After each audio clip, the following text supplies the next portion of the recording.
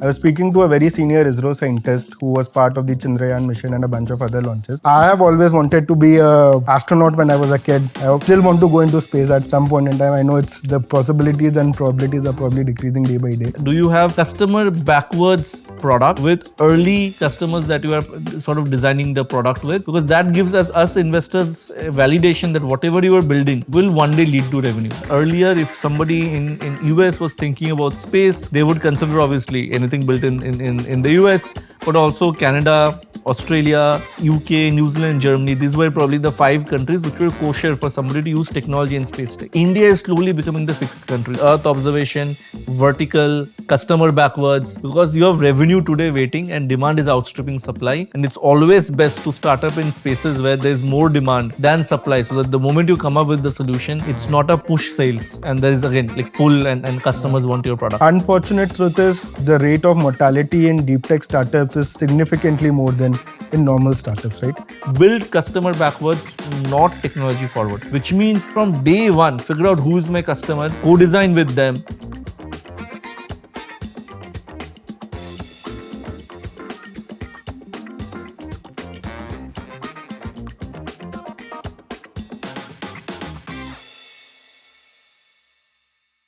Hello everyone. Welcome to another episode of Zero to Infinity, the Z47 podcast. I am Anurag and with me I have Sudipto, a managing director at the firm.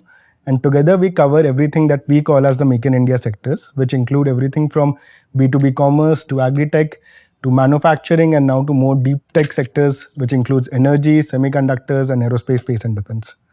So today we'll be spending time on a sector which we have not really covered in our podcast. So hopefully something new and exciting for everyone who's listening in and something that we can actually bring to the table. Space tech is a very interesting sector. Unlike other deep tech sectors, it has actually had a very love-hate relationship with VCs and investors. So unlike a deep tech unlike a semiconductors for which a lot of VC was actually industry was actually formed, space tech is something which till probably 20 years back, not a single dollar of VC money had actually gone into it. And that was because it was highly regulated, it was highly gated, primarily government owned, with very little inputs from the private sector which has kind of come in. However, over the last 10 years, things have changed rapidly for the private sector and it has changed literally at rocket speed. Now we have 10 plus unicorns who each of them have $100 million plus in revenue.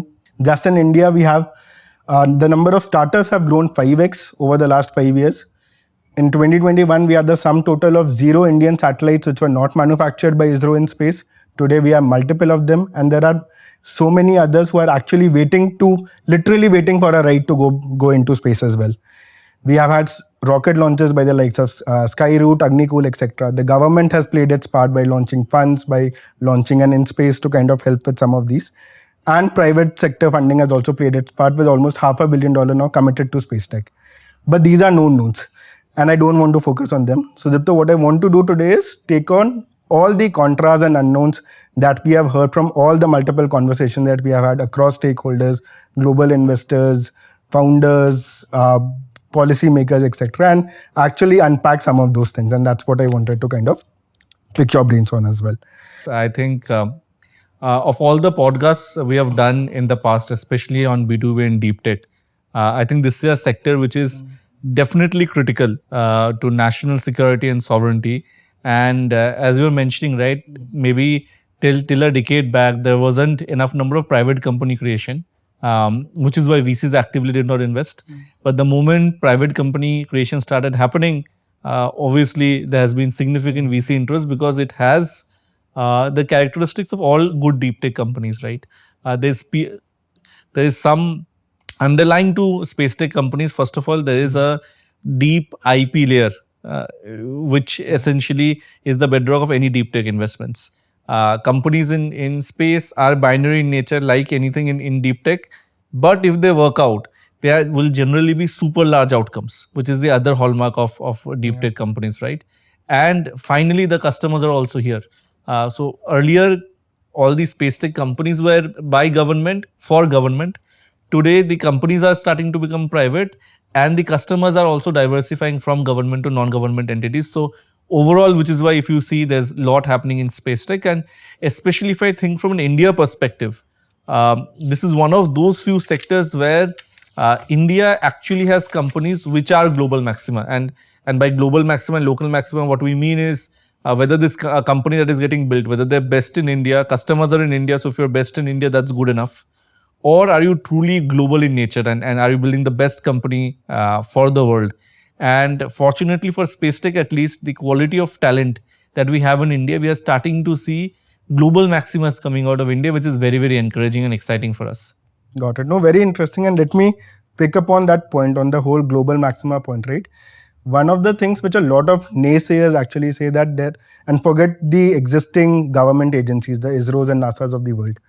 There is already a SpaceX, there is a Rocket Lab, there is a Maxar, which is significantly ahead in terms of the technology that they have developed, in terms of cost optimizations, because of the sheer economies of scale that they have. With this context in mind, to a founder who is building out of India, who probably has less than $10 million of initial funding with him, will he ever be able to take on these giants of the world? Or do you think they actually have to contend with playing in a small niche market or serving small niche customers, and that's how the story will play out? And my answer will sound very bullish, but two, three things to this, right? First, I think every country itself needs a strong space program. Why? Like space and defense is an area of that is key to any country's sovereignty, and space is key to surveillance. And for your own surveillance, you would always want to depend on indigenous satellites, indigenous data processing, so that you have that under control. So from a sovereignty perspective, anyways, every country would want their own space programs, which our government has also done a fantastic job in sort of promoting space startups to do that, right? So one is just that there are enough number of local maxima plays that you can cater to, right? But outside of that, there are two things that are critical. Like when you think of space, it's not essentially one company that can win it all. Like vertical SaaS or software, where different companies solve for different use cases. Even in space, you need different companies which will solve for different use cases. Today it's very early, but if I just look at the entire space supply chain, right, there is obviously launch, and there you need different kind of launch capabilities for different kinds of payloads at different cost points. Then you obviously have the midstream, where you need a lot of services. Now that so many satellites are up in the air, we need to figure out different services that the satellites need. And then on downstream, we have application specific. One is obviously basis your sensor. So some company might need a SAR imagery, somebody might need hyperspectral, somebody might need multispectral. What insights you get out of SAR or multispectral or hyperspectral will also be different, because there could be use cases in agriculture, there could be use cases in forestry, there could be use cases in maritime, there could be use cases in terrestrial. So if you split all of this and see the number of solutions that you need, there are probably 30, 40 large space tech companies to be built. So yes, there are there 4 or 5 really great companies out there which have raised a lot of money, they have economies of scale. But do we need another 30, 40 more companies? Yes, because the applications are very different, and we have seen that across deep tech. Even in semiconductors, you have application specific chips, which are ASICs, which is for a particular application. This chip is actually the most optimized for cost, performance, compute, latency on the parameters that are key. Similarly, for space tech, we'll get to a point where for a particular use case, the combination of this payload, the software stack, the processing makes it the cheapest, most convenient sort of product out there, right? So, a lot of such companies should be created. That's first part of it. Second, I think, and full credit to our scientists at ISRO, India has truly developed a low cost but high quality supply chain in space tech, which no other country in the world has. And in space, actually, there isn't too much of a first mover advantage. Like, why is what is the first mover advantage? Obviously, somebody who builds the product first has a higher probability of winning. That's not true for space, because the payloads or sensors are actually improving year after year. And once you have launched a satellite in the air, if you're the first to actually space and you launched 10 years back, your payload is 10 years old. which means you are launching again today with the latest payload, and a newcomer who is coming and launching today will also launch at the same time with the same payload. So there isn't a first mover advantage. We need multiple different applications for company creation, and because of ISRO, we have talent and the lowest cost supply chain in the world. If you combine all of this, I think of the 30-40 large companies to be built in the world, there's no reason at least 20-30% of those do not come out of India. No, true. And actually, to the point that you made on technology being a feature and not a bug in the cost curve kind of sense out there, we had charted this out as well, if you remember. Maxar, which was the first Earth observation company, took 9 years to get to its first dollar of revenue. Spire, by its 9th year, had reached $50 million of revenue. Planet had reached close to $100 million of revenue, and ISI, which is the latest one, already had $100 million of revenue. So, and this despite a Maxar already existing with $100 million of revenue when And ISI we're was seeing launched. that in India as well, right? The amount of time that companies are taking to get to revenue is just shortening every year, which is great for the industry. And back to the first question of VC investable, I think that is making it even more and more VC investable from an investor perspective. I think that's good, Sudipto. But the other point that you mentioned that I want to pick up on is ISRO is definitely there. But naysayers say that just because ISRO has put us on the global space map does not mean we will have a thriving private ecosystem which will also get developed. And their contrapoint of view is that ISRO, all said and done, still has a lot of backing from the government. They still have a lot of dollars which the government had put in. They still had uncanny access to government contracts, etc., which had happened. Which someone, let's say a space launch company today, will still need to develop their own space launch pads. An Earth observation satellite will still need to develop their own sensors, and ISRO may not be the right one to actually transfer their technology for the simple reason that ISRO has developed the larger geostationary satellites and not the LEO ones. So do you genuinely think this is an advantage, or is this something where the Indian companies beyond a point will not be able to scale just on the back of ISRO or the ISRO talent which exists? So first, if I did not genuinely believe, I would not be saying. But more importantly, see, just because of ISRO, will we have large companies? No. ISRO just gives you a very good starting point to build from. And what is the starting point? First, you are getting talent trained in India who have actually led large either launches or projects on downstream and Earth observation. We have done it before. So the 0 to 1 learning curve for people coming out of ISRO is low. For a founder starting out today, you could be from ISRO, you may not be from ISRO, but hiring your first 10 people, especially on the technology and engineering and software team, if you can get it from ISRO, you are actually getting a group of people who have already done it before. So 0 to 1 becomes faster. Second, and what do we mean when we say ISRO supply chain, right? When you have to build a rocket launcher, when you have to build a payload, when you have to build a bus for a satellite to go into space, right? A lot of those components, very few companies in the world make because it's extremely specialized. Because it's extremely specialized and very few companies make it, they're extremely costly with very high margin that the manufacturer takes. And two, in a lot of times, there are waiting times, etc. What ISRO has done beautifully is for most parts of the India space supply chain, they've indigenized. And now different PSUs in the country are manufacturing those parts. So your waiting time goes down, your costs decrease. So you have talent that's ready, and you have pieces of the puzzle which is readily available at cheap costs in India. After this, it's obviously entrepreneurs to build the right product and solution. There's a role for us as investors to actually support the right set of companies with capital, and that should be good, hopefully, to build good, enduring companies in this space. No, very true. And I was speaking to a very senior ISRO scientist who was part of the Chandrayaan mission and a bunch of other launches. And I asked him the same question. He essentially said that why not? Because the entire cost innovation narrative which ISRO is based on is on 3 points essentially, right? So one is that they ensure that you have the most frugal utilization of the available resources. Budget is always a constraint for them. Second, they have actually figured that beyond a point, you will not be able to get technical or advantages if you actually start over-engineering stuff. So watch out on over-engineering is a massive thing which ISRO people actually kind of do. And the third one is, of course, reducing wastage and lean production mechanisms and all of that, right? What he said was that none of this has to do with any proprietary technology which ISRO has. All of this, once you start working at ISRO, even if you don't work in ISRO through InSpace, if you are a new startup founder and you start looking at some of these things, it just gets inbuilt into your DNA and allows you and gives you that right to win. So I think it's a fair assumption there. Just switching tracks a bit, Sudipto. So I have always wanted to be a astronaut when I was a kid. I still want to go into space at some point in time. I know it's the possibilities and probabilities are probably decreasing day by day. So it's an exciting field. There are clear tailwinds. Investors are interested. There's a lot of public interest which is coming in, right?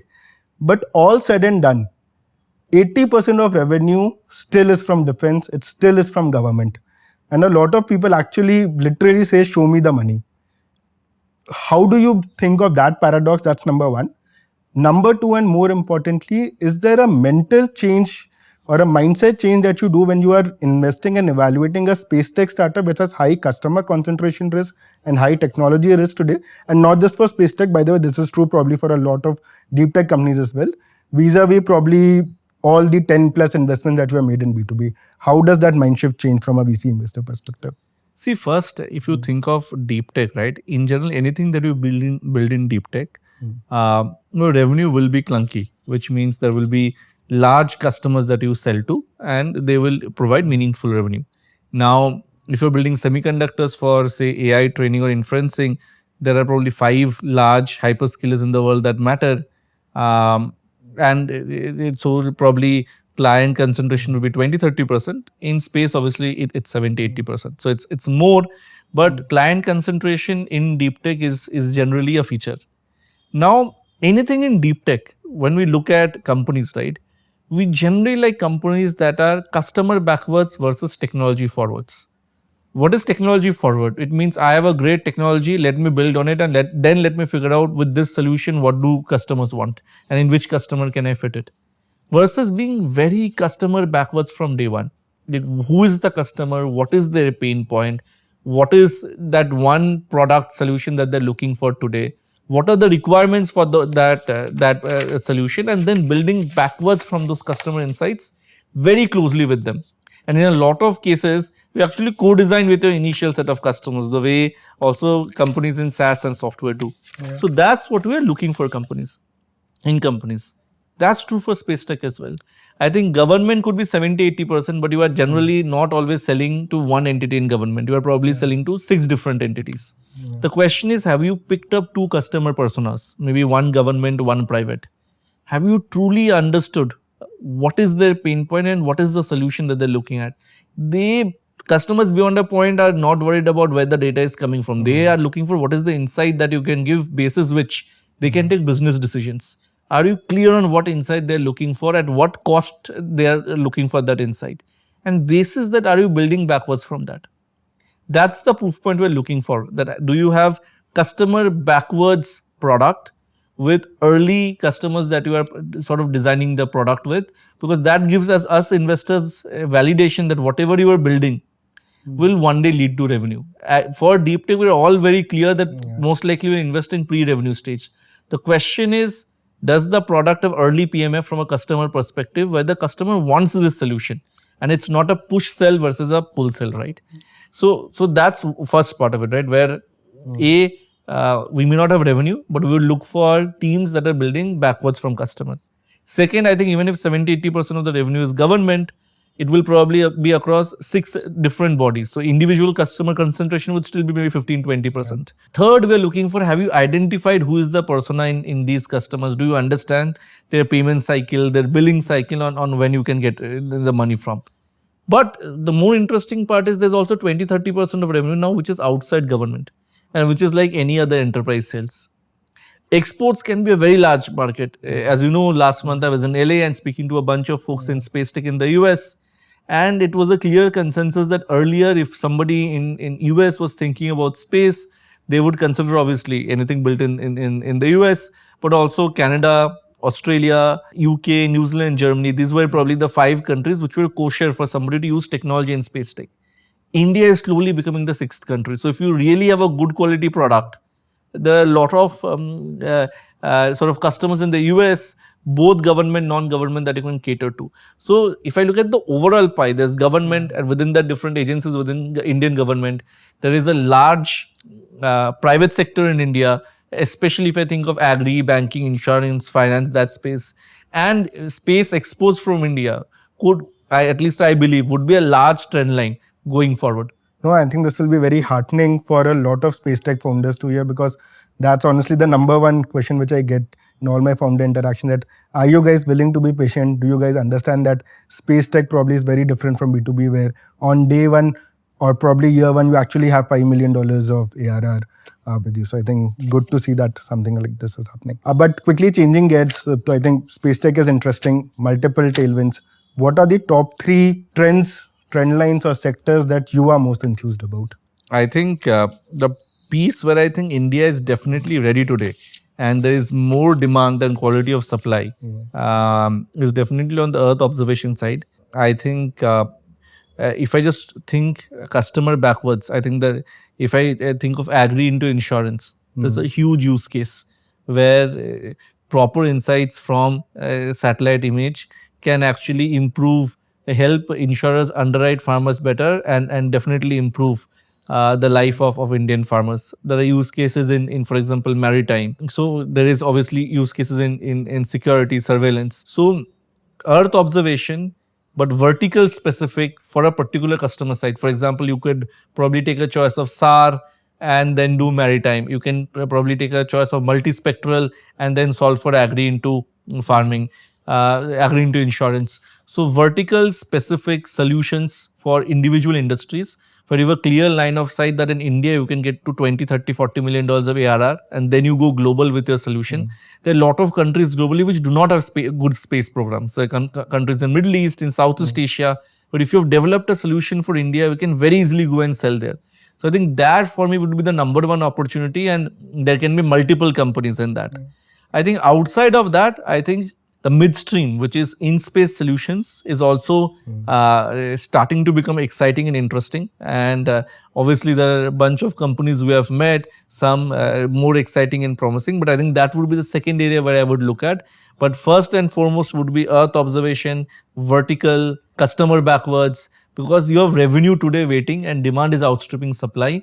And it's always best to start up in spaces where there's more demand than supply, so that the moment you come up with the solution, it's not a push sales, and there is again like pull, and customers want your product. Got it. No, very interesting. But just double clicking on that, right? So Earth observation, you could either go full stack and actually say that I'll build my own satellites, I'll build my own sensors, payloads, or you can actually say that I'll probably just do the intelligence part of it.